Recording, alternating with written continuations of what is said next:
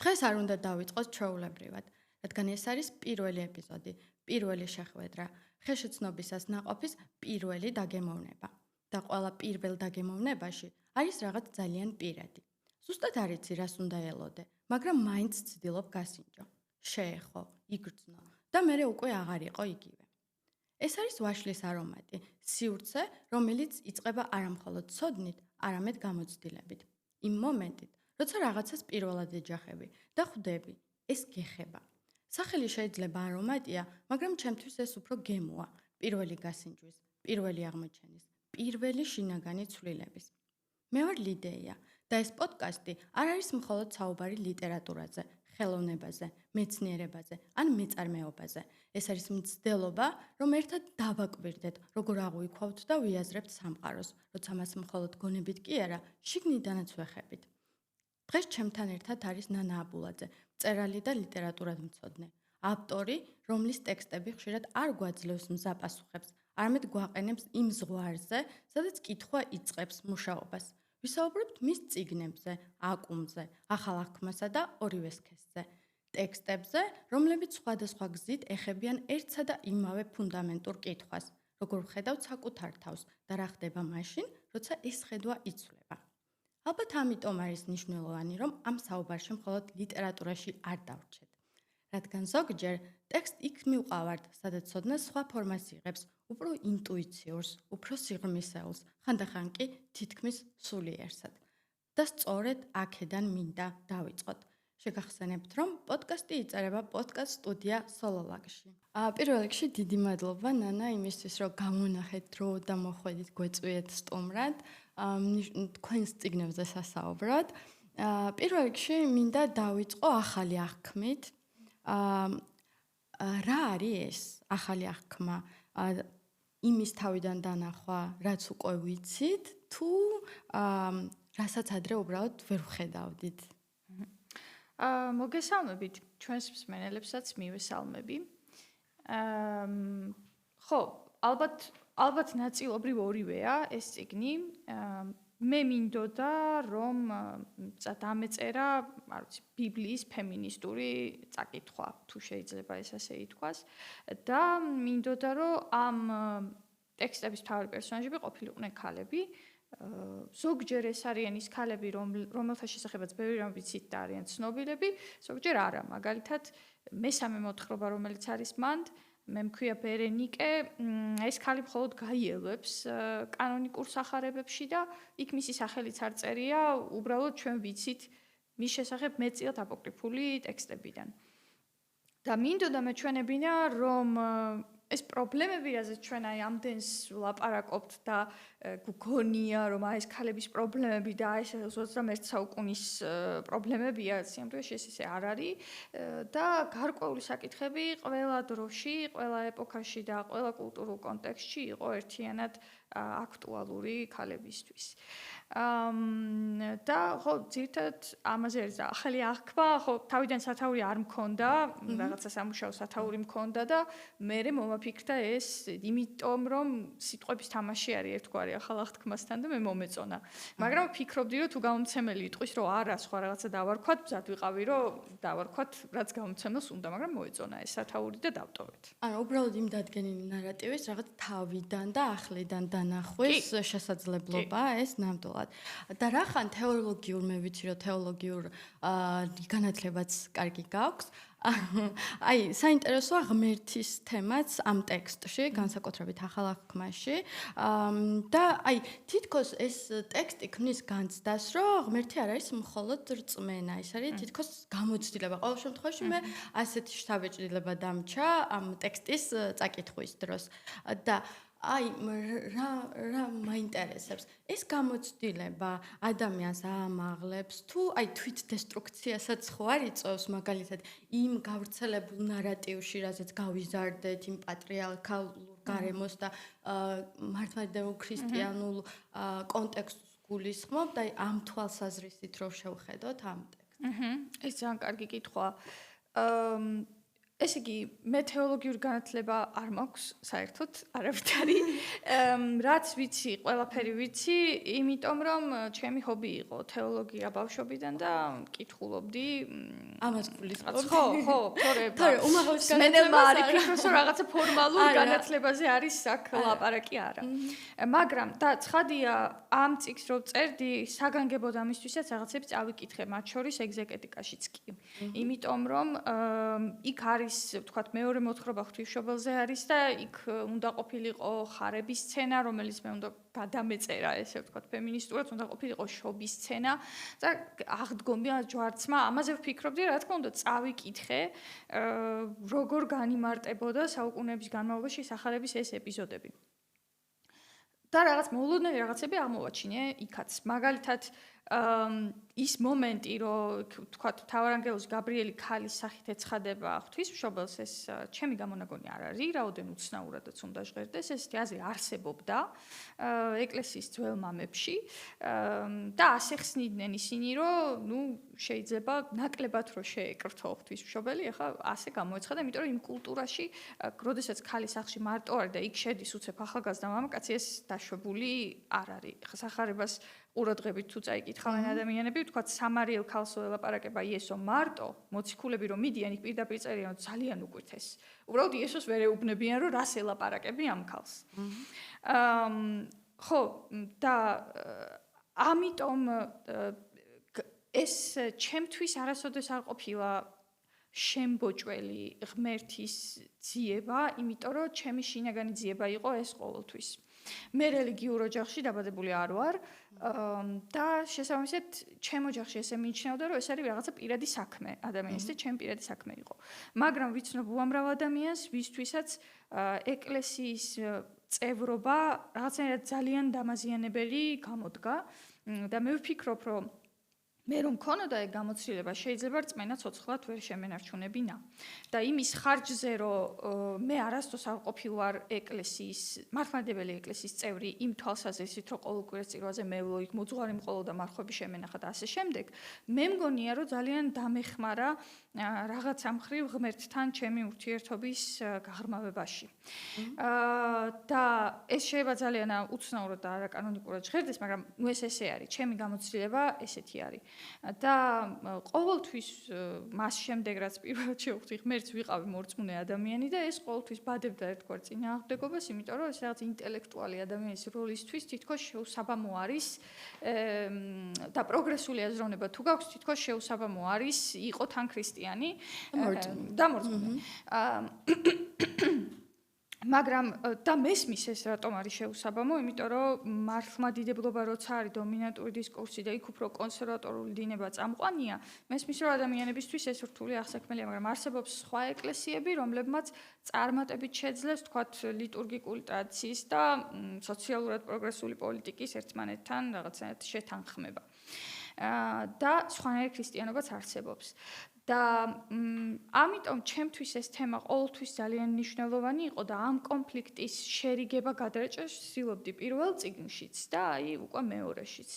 და მინდოდა მეჩვენებინა, რომ ღმერთის წმენა არის ყოველთვის ცოცხალი ფენომენი, ანუ ის და მიღმა ალბათ რაღაც კანონების და წესების კი ინსტიტუციისაც მათ შორის. ხო და ეს წიგნიც ამ წიგნში ჩემთვის ვთქვათ ქრისტეს სახე არ იყო მთავარი, განსხვავებით იმ ტექსტებისა, რაც ჩვენ ბიბლიის ინტერპრეტაციებად ვიცით, იქნება ეს კაზანძაკისის ქრისტეს უკანასკნელი ცვლილება თუ იქნება ეს სარამაგუს რომანი, ხო? ჩემი ფავორიტი.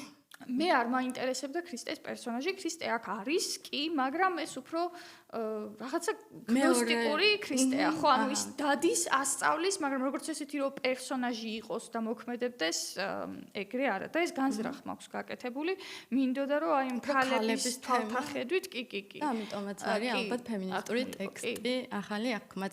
ისევე როგორც სამივე წიგნი, რომელიც უკვე ვიცით, ხო, ასე. იმედი მაქვს, კი ბატონო. აი, შენს ტექსტებში როცა ვკითხულობდი, ისეთი აღქმა მქონდა, რომ თითქოს შეცნობა არის დაკავშირებული ტკივილთან. არის თუ არა ეს?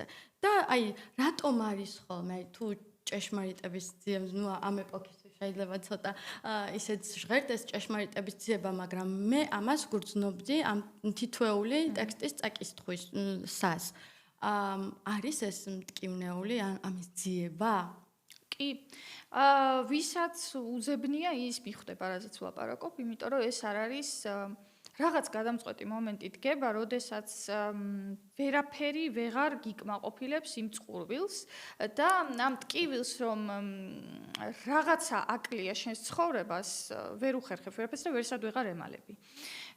და წლების განმავლობაში ვინაიდან ასე ვთქვათ, ჩემი ეკლესიას ასე ვთქვათ, ბოშორბული ვიყავდა, ჩემი ურთიერთობა ღმერთთან სრულყოფილი არ იყო, მაგრამ ამას არ ვაღიარებდი და ვეძებდი ამას ხან ლიტერატურაში, ხან სად, ამიტომ ხო, ჩემ წიგნებში როგორც ჩანს, ეგ ჩანს.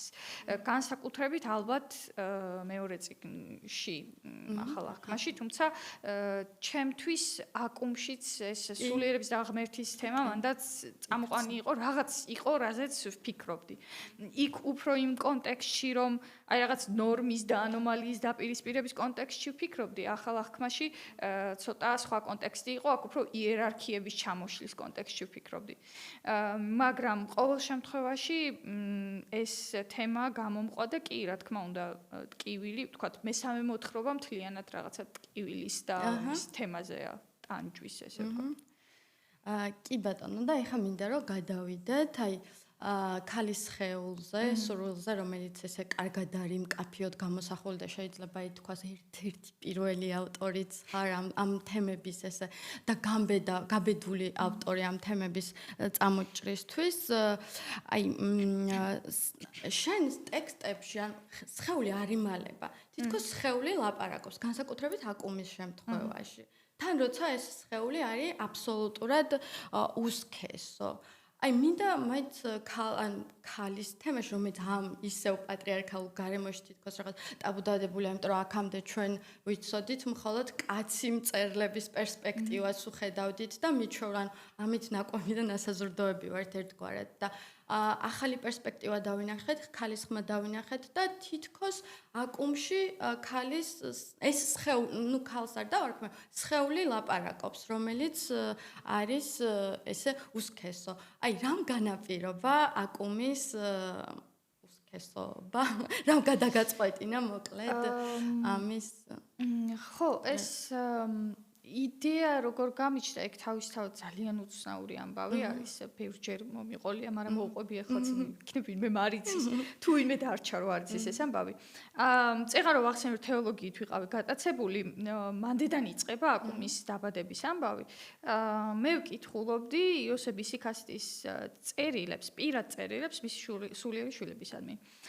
წიგნს თუ ვინმეს დაინტერესებს, ძალიან მეეჭვება, მაგრამ თუ ვინმეს დაინტერესებს, მაინც ქვია მონაზვნური გამოცდილების გადმოცემა.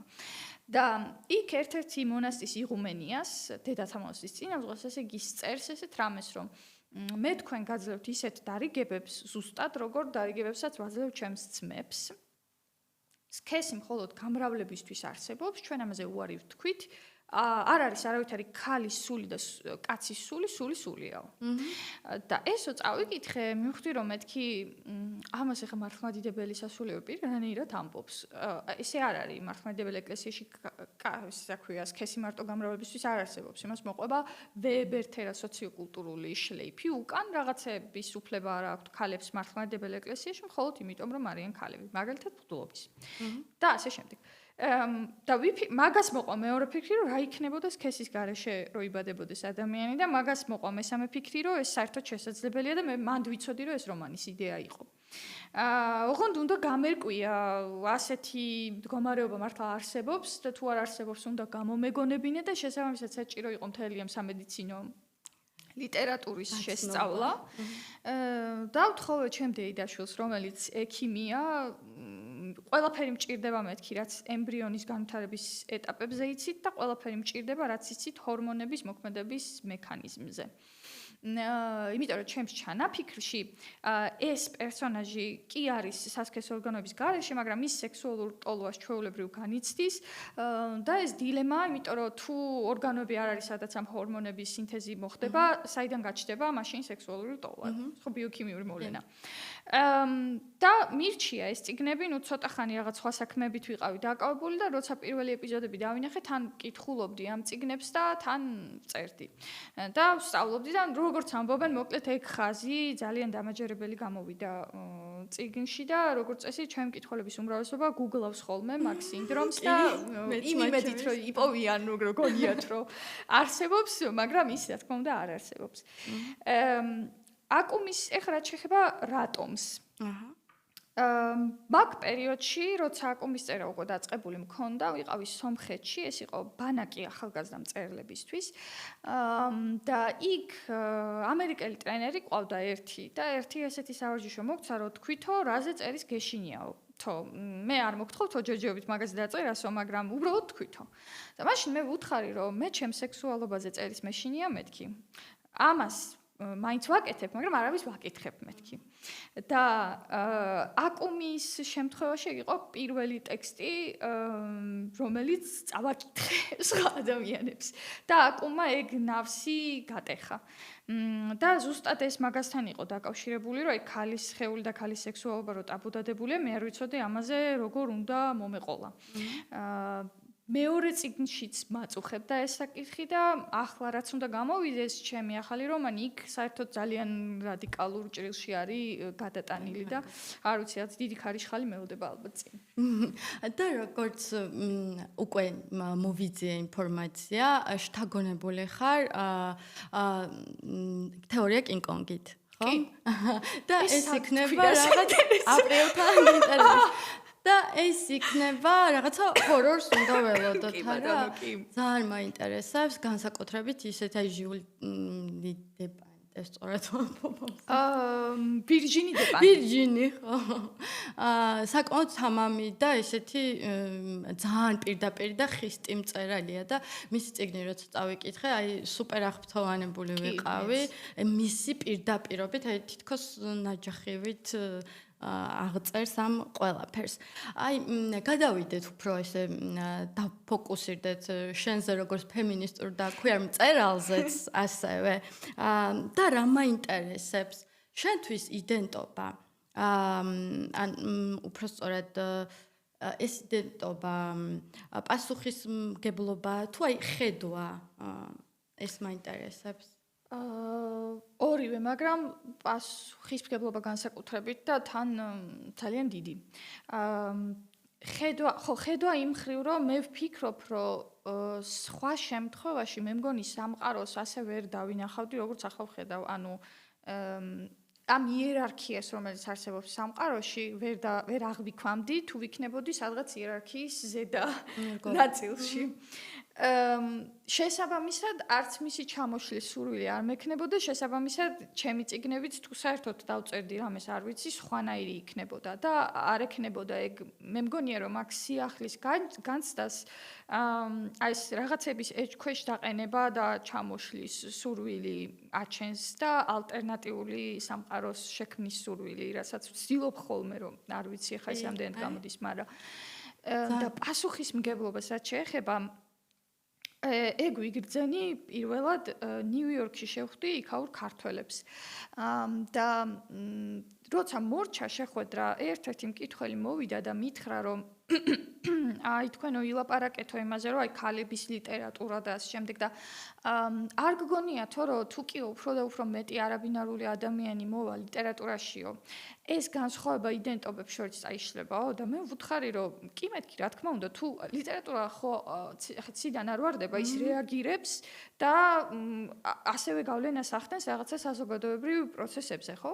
თუ საზოგადოებაში ნორმები იცვლება, ლიტერატურა შეიძლება ავტომატურად. უბრალოდ მეთქი ეგ არის რაღაცა ძალიან შორეული მომავალი, რომელზეც ეხლა თქვენ მე მელაპარაკებით და მითხრა რომ აქ ცვლილებაშიო, თქვენ დიდი წვლილი გექნებათ შეტანილიო და მან ვიფიქრო რომ ვაიმე ეს რა შარში გავყავით რა მეშველება რა უნდა ვქნა, იმიტომ რომ არასოდეს მოსულან ჩემთან ადამიანები და უთქვამთ რომ რაღაცა ირიბად მონაწილეობს ჩემი წიგნები მათ ცხოვრებაში, ისე რომ მე ამის შესახებ წარმოდგენა არ მაქვს, მაგრამ ეს იყო ყოველთვის ერთეული შემთხვევები და მე ვფიქრობდი რომ ხო, მწერლის საქმე ეგ არის და მწერლის და მკითხველის ურთიერთობა ეგ არის, მაგრამ ესე რომ რაღაცაში შენ წვლილი გექნება შეტანილი და შეცვლი და მაგ მომენტში პირველად შემეშინდა რომ შევძლებ საერთოდ ეს პასუხისმგებლობა ეგრე ვატარო რომ რაღაცა ღირსეული პროდუქტი შეიქმნას, არ ვიცი. აი ზუსტად მაგის თქმა მინდოდა, თითქოს ამ არსებული დღეს გავრცელებული ლიტერატურისგან შენი ლიტერატურა არის ბევრად განსხვავებული და სხვა თითქოს ბრჭყალებში რომ ჩავსვათ.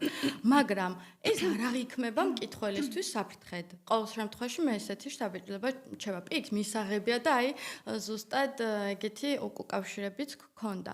აი შენი აზრით რატო არ არის ეს სუბიექტური აზრით როგორ მწერლისგან რატო არ არის ეს საშიში მათთვის აი ამ ფობიურ გარემოში? იმიტომ რომ პირველ ორ წიგნში ყოველ შემთხვევაში ჩემი ადრესატების რაღაც ნაწილად მოვიაზრებდი კონკრეტულად ჰომოფობებს და მქონდა ესეთი გულუბრყვილო შეხედულება, რომ თუ კი მე მათ სხვა მხარეს დავანახვებ, მათში სიძულვილი გაქრება. ესა თქმა უნდა არ მოხდა. პირიქით რეპრესიული კანონები ხო, ესე თქმა უნდა არ მოხდა, არც კონკრეტულ ადამიანებში არ მოხდა ეს.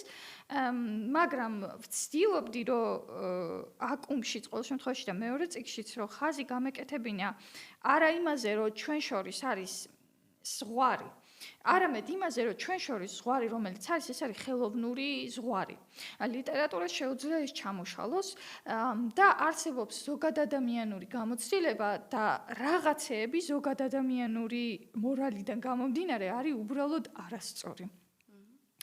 და ეს არ მოხდა ამას მაშინ დავწმუნდი, როდესაც სულ პირველად ვიყავი წიგნის ფესტივალზე როგორც ავტორი, სტენდთან ვიდექი და უნდა ავტოგრაფები დამერიგებინა და მოვიდა ერთი ქალი. მააკუმი არის ახალი გამოსული, ეს არის პანდემიის პერიოდი, ყველანი ვართ ნიღბებში, ეს ქალიც არის პირბადით. ამ ქალმა აიღო, ხო რაღაცა იკითხა და მე ვუთხარი რომ მე არ ვიცი მეთქი, თანამშრომელს კითხეთ, მე ავტორი ვარ. და უიო მართლაო, აბაო რომ და აი მეთქი ესე ის ჩემი წიგნი და მან კი ვიფიქრე რომ ეს ქალი რაღაც არ გავს ჩემ კითხავს, მაგრამ ნუ კარგი. აიღო ეს გადმოატრიალდა და წაიკითხა ანოტაცია. და ანოტაცია რომ წაიკითხა, ამამხედა და მეუბნება ყოჩაღო. და ვინაიდან მე ვხედავდი მის სახის გამომეტყველებას, ავტომატურად ჩავთვალე რომ ეს კომპლიმენტია და გაუღიმე და ქალმა გააგრძელა. აბა რა, ჯერი ბადები და მე ირჩევ რომელიც ქესის ხარ და რაღაც ეს ტრადიციული ჰომოფობიური ნარატივი რომელიც ეხა ვიცით და არ გავიმეორებ. და მე გავშრი და ძალიან მძიმე მოსასმენი იყო ეგ ჩემთვის, იმიტომ რომ თან გამოცდელი ვიყავი თან ახალგაზრდა და გარდა ამისა, წიგნი ეხა ვის არის, საკმაოდ 500 გვერდიანი რომანია ხო და ვფიქრობდი რომ აი რისთვის ვიწვალე რა თმინდოდა ის სამედიცინო ლიტერატურის შესწავლა, რისთვის ვიშრომე საერთოდ ახლა ამას რას გააგებინებ, ან რას შეაცვლებინებ. და ბოლო აკორდი ამ ქალის მონოლოგის ის იყო რომ რა ღირსო ეს წიგნიო. აი თანამშრომელმა უთხრა ზუსტად არ მახსოვსო, მაგრამ თუ გენებავთო გადაგიმოწმებთო და არ მინდა მაგის მყიდველი არ ვარ მეო და ესე მოგვიგდო წიგნი თითქოს რაღაც ჭუჭყიანი რო გიჭირავს ხელში და რო გეშინია ხელი რო არ დაგისვაროს, აი ესე მოგვიგდო და წავიდა. და ხო, მანდ მივხვდი რომ არა, რაღაც ლიტერატურის კითხვა არის ორმხრივი პროცესი, თუ ადამიანი საკმარისად გახსნილი არ არის რეცეფციისთვის, იმას შენ რაც გინდა წიგნი ხელში მიეცი, არაფერი არ შეიცვლება. მადლობა ამ გამოცდილების გაზიარებისთვის, სამწუხარო გამოცდილების გაზიარებისთვის. ასევე მინდა შევეხო არა მარტო ამ წიგნებში დავინახე, ზოგადად ამ ეპოქაშიც გავრცელებული ერთგვარი პანდემია, თითქოს მარტოობის საკითხი. და აი რა მაინტერესებს, ეს ადამიანის, აი შენი როგორც ინდივიდის და მწერლის ეს მარტოობა ადამიანის არჩევანია, შედეგი მისი თუ აი თავისუფლების ფასი. პირადად ჩემთვის მე მგონი უფრო მესამეა. და მე საერთოდ მგონია რომ სინამდვილეში მარტო ყოფნაში ტრაგიკული არ არის საერთოდ არაფერი. უბრალოდ ჩვენ ესე გვასწავლიან, რომ ეს ტრაგიკულია და ამას გვაჯერებენ, რომ აი ეს საშინელება მარტო ყოფნა, როგორ შეიძლება საშინელება.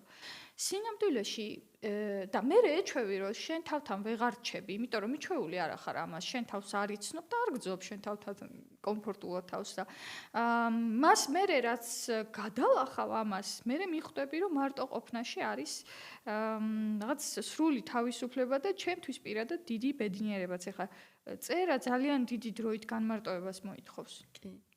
და ლიტერატურის კვლევაც ასევე ძალიან დიდი დროით განმარტოებას მოითხოვს. სხვანაირად უბრალოდ არ გამოდის ის იმ მყუდროების გარეშე წერა უბრალოდ არ გამოდის. არ ვიცი, შეიძლება არიან ავტორები, რომლებიც წერენ ყველანაირ გარემოში. მე მყავს მეგობარი პალესტინელი პოეტია, რომელიც კაფეში წერს ყოველთვის ხმაურში და ეს არის მისი სამუშაო წესი. და მე ესე არ შემიძლია. მე მაგდოს ვიკეტები და როგორც წესი ადამიანებთან ურთიერთობასაც ზღუდავ ხოლმე. აი ვცდილობ, რომ ესეთი ტიპის რაღაცა საჯარო გამოსვლები არ გქონდეს მაგალითად, თუ შესაძლებელი არის. იმიტომ რომ ის იკარგება, ხო, ენერგიაც იკარგება და ის რაღაც სიმყუდროვის განცდა რაც წერას სჭირდება, იკარგება. როდესაც ეხა ამ ბოლო წიგს რომ წერდი, 2 თვე გაჩერებული ვიყავი აქციების გამო. იმიტომ რომ ნუ შეუძლებელია ყოველდღე დადიხარ თან ყველა ჩემი ნაცნობი მეგობარი ახლობელი იქ დგას და რა თქმა უნდა ნახულობ ხალხს და შეუძლებელია უბრალოდ რამეზე კონცენტრაცია და ისედაც ცოტა ქვეყანაში ეს ამბავი ხდება. რახან საუბარმა მოიტანა, ეხა უცებ გამახსენდა ერთ-ერთი ლექცია ლევან ბერძენიშვილის ადრეული ჩემი ცხოვრების ეტაპიდან და ის როცა ლიტერატურაზე და მწერლებზე საუბრობდა, ესეთი რაღაცა თქვა, რომ მწერლებიო თითოეული წიგნის წერის დროს რაღაც სიცოცხლის ნიშანწყალს თითქოს ეცლებათ და რაღაცა რამდენად შენ როგორც მწერალი, შენთვის წერა რამდენად სიცოცხლის დაკლება თუ შევსება პირიქით. კი მოსმენილი მაქვს მეც ლევანის ეგ მონაკვეთი და ძალიან მენიშნა, იმიტომ რომ არ ვიცი ხვებს როგორ, მაგრამ მე პირადად როცა რაღაცას ვწერ, ყოველთვის ავადმყოფობ. ეს არის გარდაუვალი. ეს ავადმყოფობები შეიძლება იყოს რაღაცა მოკლეხიანი, შეიძლება იყოს ქრონიკული დაავადებების გამწვავება, მაგრამ შემიძლია ვთქვა, რომ მას მერე რაც აკუმი დავწერე, პრინციპში ეს ჯანმრთელად, აბსოლუტურად ჯანმრთელად მე აღარ ვყოფი ვარ. და ვიცი, რომ აი წიგნის წერას რო ვიწყებ, სულ ერთია ეს გინდა მოთხრობების კრებული იყოს, გინდა რომანი იყოს, ვიცი, რომ უეჭველად ვიავადმყოფებ, ეს ყოველთვის ეგრე ხდება. და მგონია, რომ სიცოცხლე არ ვიცი, მაგრამ ხა რაღაც ტიპის ძალიან დიდ ენერგიას ნამდვილად დებს ადამიანი ამ საქმეში და მე ასევე მგონია, რომ ეს ხელოვნების ყველა დარგისთვის მართალი არის. ეხლა აღარ მახსოვს სახელი და გვარი მუსიკოსის, ის იყო წარმოშობით ყაზახი პიანისტი, რომელიც 35 წლის ასაკში გარდაიცვალა, ინსულტი დაემართა და ქონდა სულიად გიჟური გრაფიკი, არ ვიცი, კვირაში ერთი კონცერტი, რაც სხვა პროგრამით, რაც არის წარმოუდგენელი დატვირთვა და უბრალოდ ამოიწურა ეს სულ გასცემ და მე რაღაც მომენტში ამოიწურება და ეს მაგალითი რომ მახსოვს ისიც ცოტა თავს უნდა გაუფრთხილდე ხოლმე და წიგნებს ეხა შეიძლება ისე ჩანდეს რომ რაღაცა მიჯრით წერ, მაგრამ ეგრე არ არის. მაგალითად ეხა დიდი პაუზა მქონდა რამდენიმე წლიანი და ეს საჭირო იყო ძალების აღსადგენად და ეხლაც მექნება ზუსტად ესეთივე პაუზა ალბათ. მაგრამ კი ბატონო, გასაგებია. აი ისევ რომ დაუბრუნდეთ წინა თემას მარტოობისას და აი ქალის თავისუფლების გაგებაზე და ახმაზე თუნდაც მარტოობის შემთხვევაში რა პასუხიც მივიღე. აი საზოგადოებას მაინც უჭირს თავისუფალი ქალის მიღებაც. აი რა შეიძლება აი რა უნდა მოხდეს ისეთი, რომ აი ჩვენმა საზოგადოებამ ამ მხრივ კი იწერება წიგნები და ასე შემდეგ, მაგრამ აი როგორ უნდა მოხდეს ის, რომ საზოგადოებამ თავისუფალი ქალი მიიღოს შენი სუბიექტური აზრით? თაობა უნდა შეიცვალოს, მე მგონი. მე ყველა კითხვაზე ეგ პასუხი მაქვს. აი რა უნდა მოხდეს, რომ რაღაც შეიცვალოს. თაობა უნდა შეიცვალოს. იმიტომ რომ რაღაც აი ძალიან რთულია უკვე ჩაბეჭრილი ღირებულებების გადაფასება და მით უმეტეს თუ ამ ღირებულებებში გაატარებ, თქვათ, სიტყვაზე 50 წელი შენი ცხოვრების, ხო, ეს ხო ძალიან ბევრია. ეხლა მე უცებ როგორ უნდა გადააფასო და ახალ თაობაში მე მგონია რომ ეს ყველაფერი ნელ-ნელა იცვლება და რაღაც ცვლილებები დადგება ავტომატურად, როდესაც ეს ახალი თაობა უკვე გახდება ძველი თაობა და მე კიდე წამოვა ძველი თაობა, იმიტომ რომ მე არ მგონია ლიტერატურას დღეს აღარ აქვს იმ ხელაზე გავლენა ადამიანებზე, რამ ხელაც თქვა საუკუნეების წინ ქონდა, იმიტომ რომ ძალიან ბევრი კონკურენტი ყავს იგივე ციფრული მედიის სახით. და ეხლა ჩვენ რაც უნდა წიგნები ვწეროთ და იმის იმედი გქონდეს, რომ ხალხი წაიკითხავს ხალხურ ლიტერატურას და ცნობიერება შეეცვლებათ, ეგრე არ მოხდება. და მანამდე თითოეული ქალის რაღაცა ინდივიდუალური ბრძოლა არის ეგ ნათესავების აბეზარი კითხვების მოშორება გათხოვებასთან დაკავშირებით, ან შვილების სკოლასთან, ან მეორე შვილის სკოლასთან თუ უკვე ყავს ერთი და ასე შემდეგ. კი, საკმაოდ გავრცელებულია. ეხლა უკვე ჩვენი გადაცემის ვაშლის არომატის სებური კითხვებზე გადავიდეთ.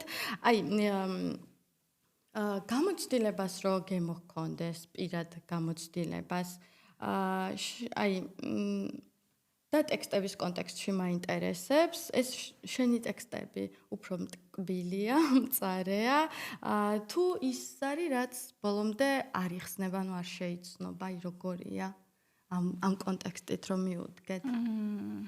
მე მგონი მარილიანი. ჭრილობაზე მოყრილი კი. და თავს ვიჭერ რომ ეს რაღაც სიმლაშეში არ გადავიდეს. და როგორ მიგაჩნია, ანუ არსებობს ისეთი ტექსტები, რომელიც უნდა დაგემოვნდეს და შეიძლება ბოლომდე გაგებული არ იყოს ეგეთი ტექსტები. კი, რა თქმა უნდა, ზოგადად ის რაც ლიტერატურას ცვლის ხოლმე, გვიან აღიქმება. ჩემი საყვარელი მაგალითი მანდ არის, როდესაც გუსტავ ფლობერის მადამ ბოვარი გამოვიდა, იმავე წელს საფრანგეთში გამოვიდა შერიდან ლეფანუს წიგნს აღარ მახსოვს რა ქვია, ფანი ან რაღაცა. ფანი ხომ მგონი ეგრე ქვია. და ერთი და იგივე თემაზეა ორივე წიგნი. იქაც ადიულტერია, იქაც ადიულტერია. უბრალოდ ეს ფანი იყო დაწერილი ახსარების ფორმით, ამ ქალის პირადი წერილების ფორმით და ეგ ფორმა მაშინდე მკითხოთ ძალიან უყვარდა.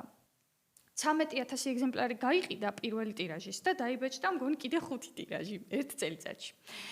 მაშინ როცა გუსტავ ფლობერი სასამართლოზე, სასამართლო დავა ჰქონდა, იმიტომ რომ ეს რაღაცა მორალურად ყდიდა თითქოს საზოგადოებას, მაგრამ სიამოვნებაში ამბავი ეს არ იყო, მათ უბრალოდ ვერ გაიგეს რა უნდოდა ამ ავტორს საერთოდ, იმიტომ რომ გუსტავ ფლობერმა არ აირჩია ახსარების ფორმა და ტექსტი დაწერა ისე, რომ იქ საერთოდ ავტორის მორალური პოზიცია არ ჩანს. ანუ ამ ადიულტერს ამართლებს, არ ამართლებს, ეს ცუდია, კარგია, არ ჩანს. და იმ დროინდელ მკითხველს უნდოდა ეს, მისთვის ლიტერატურა ეს იყო, უნდა რაღაცა მორალური ცხადი ორიენტირი მიეცა. და საბოლოოდ ახლა რამდენ ადამიანს ეცოდინება ფანი რო გავაჩეროთ ქუჩაში და ვკითხოთ, რომლის ავტორის სახელი და გვარიც მე ვერ გავიხსენე წესიერად თქვა. არც ერთს, მაგრამ გუსტავ ფლობერის მადამ ბოვარი დარჩა. და დარჩა როგორც ისეთი ცნობილი ნაწარმოები, რომელსაც ვკითხულობთ, ვაფასებთ, დღემდე განვიხილავთ, განმანათლებლობის თუ მოდერნიზმის თუ რეალიზმის თუ სხვა კონტექსტში და ასე შემდეგ. ხო და ესე ხდება ზოგადად, კარგი ტექსტი არის ის, რომელშიც რაღაცა სიახლეა, ეს სიახლე უჩვეულოა, ამის სიახლემა გვიჭირს, მერე დრო გადის და აღმოჩნდება, რომ უი.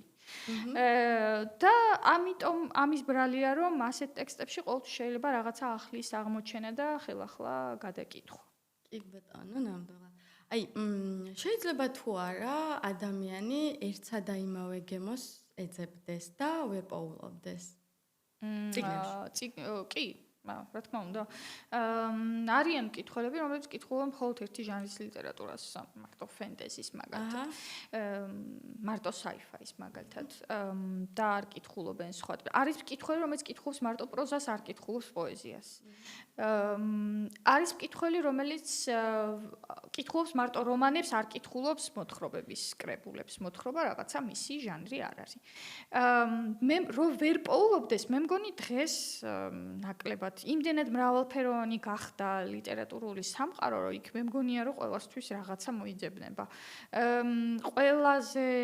ყველაზე მდარე კომერციული ლიტერატურიდან დაწყებული, ყველაზე რთული ექსპერიმენტული მომავალში რო კლასიკად იქცევა, ეგეთი ტექსტებით დამთავრებული, შუაში კიდე ჟანრული პროზით. ქართულ ლიტერატურაში ესეთი მრავალფეროვნება არ აქვს გასაგები მიზეზების გამო, მაგრამ ყოველ შემთხვევაში ზოგადად თუ ავიღებთ მსოფლიოში ეს ნამდვილად არის და ამ მრავალფეროვნებას კიდე ემატება სხვა არადასავლური კანონის ლიტერატურის მრავალფეროვნება, ხო? ვთქვათ, იაპონიას თვისებრივად სხვანაირი ლიტერატურა აქვს, ჩინეთს სხვანაირი ლიტერატურა აქვს, არაბულენოვან სამყაროს სხვანაირი ლიტერატურა აქვს, და ეს ლიტერატურები ხშირად არ ჯდება იმ კრიტერიუმებში, რასაც ჩვენ დასავლური ლიტერატურას მივუყენებთ ხოლმე და იმის მიხედვით განვიხილავთ, იმიტომ რომ იქ ის სხვანაირად განვითარდა, იმას თავისი თეორიებიც აქვს შეიძლება. ასე რომ მე მგონია, რომ რაღაცა ყველასთვის მოიძებნება თუ ეძებს ადამიანი იპოვის. ნამდვილად. ეხლა მინდა გადავიდე პირადად ჩვენს დამოკიდებულებაზე, შენსავე ტექსტებთან. რამდენად ხარ შენი ტექსტები და სად გადის ზღვარი, ეს რო გითხრა?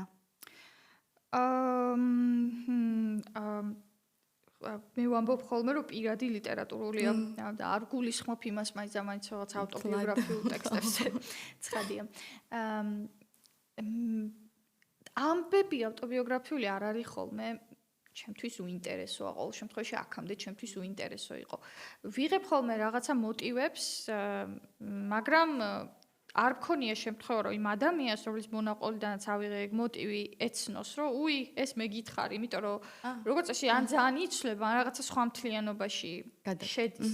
ხა აკუმში მაგალითად ოტოს ოჯახი როგორ იწყავს, ეს პასტორის შვილი რო არის, ეგ შთამაგონა ერთი ჩემი ნაცნობის მონათხრობმა, რომელიც ყვებოდა, რომ მისი ერთი თანამშრომელი ქალი დადიოდა გრძელი ესეთი შავი კოჭებამდე კაბებით და რო ვკითხეო, რომ რატო დადისო ეს ქალი ესეო, არიციო, ეს გერმანიაში ხდება, არიციო, ესო ძალიან ცნობილი და ტრადიციული პროტესტანტული ოჯახიდან არისო.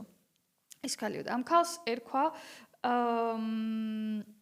მეხტილდ ესეთი სახელი და ქმარი ყავდა, რომელსაც ერქვა ალბრეხტი. ძველი გერმანული სახელები ერქვა. და ეს რომ მოყვა, ეხლა თითქოს ეს არაფერი ხო, ანუ არაფერი შუაში, ამბავიც კი არ დაასრულა. ეს რომ მოყვა ეს ქალი ეგრევე თვალწინ დამიჯდა და რაღაცაერად ოტოს ოჯახი გახდა ეგეთი. ეხლა ეგ ქალი არ არის რომანში პერსონაჟად და ის ადამიანი თუ მოусმენს ჩვენ პოდკასტს, სავარაუდოდ ძალიან გაუკვირდება, რომ რა შუაშია ოტოს პასტორ მამასთან მეხტილდის და ალბრეხტის ამბავი, მაგრამ შთაგონება ეგ იყო. და რაღაც ადგილები შეიძლება რაც რეალურ ცხოვრებაში მართლა მინახავს და ჩამრჩა არააუცილებლად ტურისტულად პოპულარული. ეგენ შედის ხოლმე ტექსტებში. და თუ არის ისეთი რაღაც, რასაც წერის დროს ამბობ, მაგრამ რეალურ ცხოვრებაში ვერ იტყოდი. მე მგონი ყველაფერი როგორ პრინციპში ინტერვიუებში საკმაოდ გახსნილი ვარ ხოლმე. რეალურ ცხოვრებაში შეიძლება ვიტყოდი, მაგრამ ასეთი მძაფრი ფორმა არ ექნებოდა. ასეთი ზემოქმედება შეიძლება არ მოეხდინა ადამიანებზე, ასე მგონია. ფორმაში არის განსხვავება და არა სათქმელის შინაარსში. წერა რაღაცებისთვის თვალის რაღაც მოკლედ ხატრული ტექსტი არ არის საფარველი, რომელსაც სათქმელს გადააფარებ და ის პირიქით ის აშიშვლებს ყველაფერს. ყოველ შემთხვევაში მე ასეთი ლიტერატურა მომწონს, რომელიც აშიშვლებს. ნამდვილად. არის თუ არა რამე ისეთი, რაც იქიდან გამომდინარე ხარ რაღაც სასწაულს უნდა ველოდოთ, და განსაკუთრებული მოლოდინი მაქვს მის მიმართ. დაახლოებით როდისთვის უნდა ველოდეთ? არ ვიცი, ტყუილი რო არ გამომივიდეს, ასე მითხრეს, მაისის ბოლოს ივნისის დასაწყისში დავბეჭდავთო, მაგრამ ძალიან ინდივიდუალურია და არის გამომცემლობას აქვს თავის საქმე მოკლედ გასაკეთებელი. არ მე მინდოდა მეკითხა რამე ისეთი თუა, რაც გინდა რომ დაწერო, მაგრამ გაშინებს და როგორც მივხვდი ეს არის ეგეთი. ეს იყო ხო.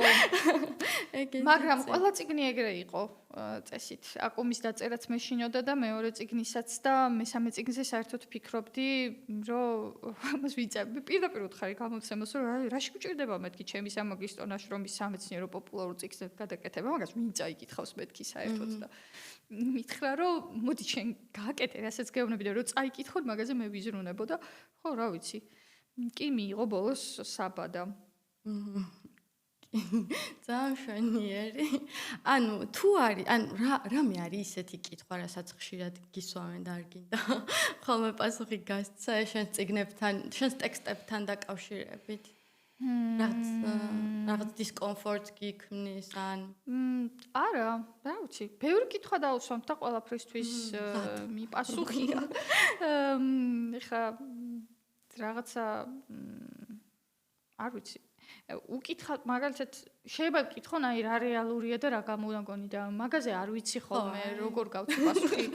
იმიტომ ის ერთმანეთში იხლართება და ასე როგორ გავუცალკევო არ ვიცი ხოლმე და ამიტომ ვეუბნები რომ ნუ ჩათვალეთ რომ ყველაფერი გამონაგონი, იმიტომ რომ ეხლა მე უკვე ეს დაწერამდე რომ გეკითხათ ვიცოდი იქ სად იყო ეგ ზღვარი და ეხლა რაც უნდა უპასუხო მაგ კითხვას ყველაფერი ტყუილი გამოვა მაინც და ტყუილის თქმა არ მიყვარს ასე რომ აი ეხა შენი ტექსტებიდან მაგალითად აკუმიდან ერთი წინადადება რო ავიღოთ, რომელი წინადადებას გამოყოფდი? არ მახსოვს არც ერთი ჩემი ტექსტი სამწუხაროდ ძალიან მწუხარ. საერთოდ არ მახსოვს, იმდონეზე არ მახსოვს, რომ ჩემმა ჯგუფელმა ეს წლების წინ იყო, მაშინ მაგისტრატურაზე ვსწავლობდი, ჩააგდო რაღაცა ციტატა. რომელიც მეცნო, მაგრამ ვერ მივხვდი საიდან იყო და ვიფიქრე, ალბათ მეთქი მე რაც წამიკითხავს რაღაც წიგნი ბოლო დროს, იმავის კითხულობს და გვანცადებ კი რას კითხულობ რა არის ეს კარგი ფრაზა და იქნება შენი წიგნები გადაიკითხო.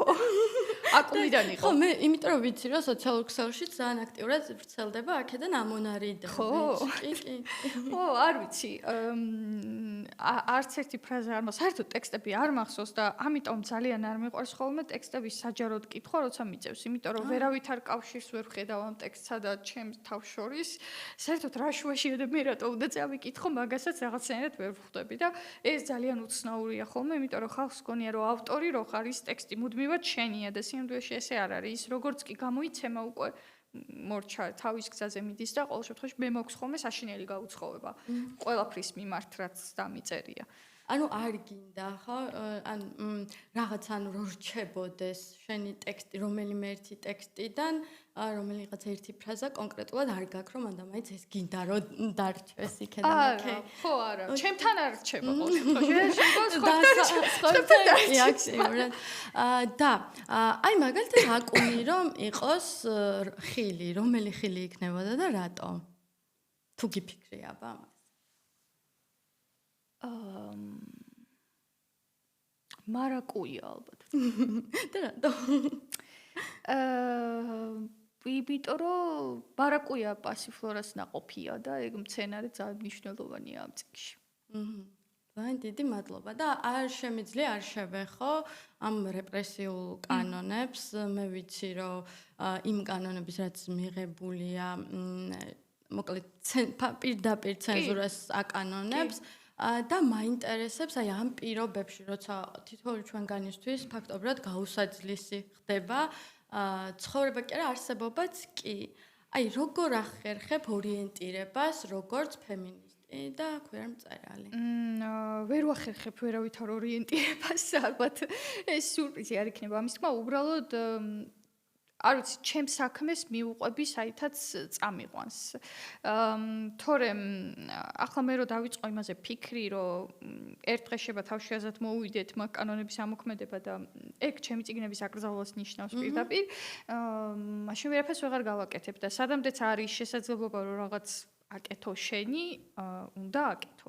ამიტომ საერთოდ ჩემ საქმეს ჯიუტად ვაკეთებ, ახლა ეს ბოლო რა, ანუ ახალი წიგნი რაც გამოვა, ის კიდე უფრო რადიკალურია ყველა მხრივ და გარდა მაგისა, როდესაც თბილისი პრაიდმა ფუნქციონირება ფაქტობრივად შეწყვიტა და ონლაინ სივრცეში გადავიდა. ჩვენ ვინც აკრძალული წიგნების კლუბის წევრები ვიყავით, გავაგრძელეთ ეკლუბი და ჯიუტად ვიკრიბებით ყოველ კვირას და ვკითხულობთ ქვიარ ფემინისტურ ლიტერატურას. და იმ ავტორებსაც, რომლებიც შეიძლება მაგ ჩარჩოში ისე არ მოექცნენ რაღაცა მკაცრად, მაგრამ არანორმატიული ტექსტებია. და ყველა, მე მგონია, რომ ეგეთი სივრცეების არსებობა რაღაცნაირად მნიშვნელოვანია, თუნდაც ნაცნობი ადამიანების შესაკრებად.